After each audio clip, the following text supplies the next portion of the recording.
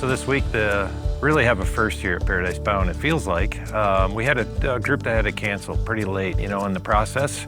And because of that, 3 weeks and 1 day before the start of this trip, we just put out a notice to all those that receive our emails and said we had this opportunity.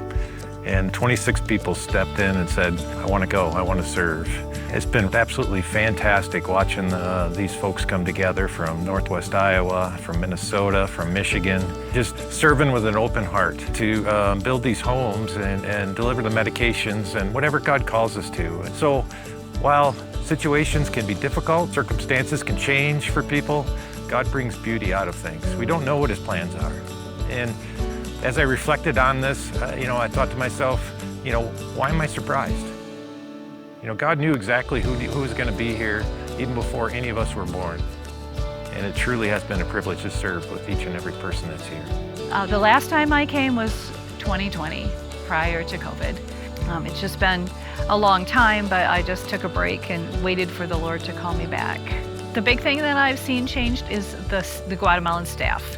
The staff has really stepped up. They've been giving up much more responsibility, just been more involved in the culture and helped us with, being part of that and mindful of the differences in their culture and our culture. Things run differently and we have to be mindful. And the staff, I just feel like it's great to have English-speaking staff so we can ask questions and engage with them and just mingle. And before it was the staff was here and the team was here. And now I feel like they've intertwined, and I think that's great. I think one of the things that impacted me the most this week was being able to realize that there are times where we think our presence isn't as important being one individual person and that we have no impact. And I think being here, being able to see people and giving people an experience and a home has really proven their appreciation for what we've done here and where we've been and who we are as a group together. And I think each individual person has an important role to place in that person's life who's here. Today, when we were with the family in the house, one of the things I noticed was how hard they were processing receiving such a big gift. And one of the things that I've been learning in my life is that we all receive a very big gift. The whole basis of our faith is that this is a free gift and that we don't earn it.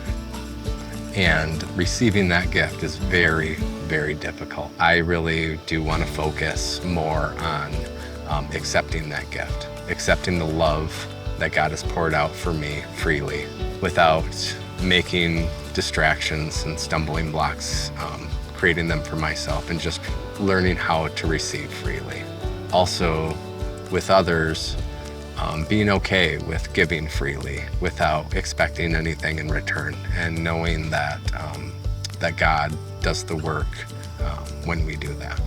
It's been just so beautiful to see everybody on this trip that said yes to coming at such short notice, and that if there hadn't been a last-minute change, none of these people would have been brought together, and we wouldn't be able to see just the amazing work that has happened so far this week, and the efficiency of this group, the determination of this group, and just how God worked in every single person saying yes to this trip. And it brings me so much joy to think about the things that I've been so disappointed that God has said no to recently, but how exciting it is that there's something else He's saying yes to soon. And I'm just so eager to take that back home and just really lean into, He really isn't saying no. What He's saying is not this, not yet, or not that way.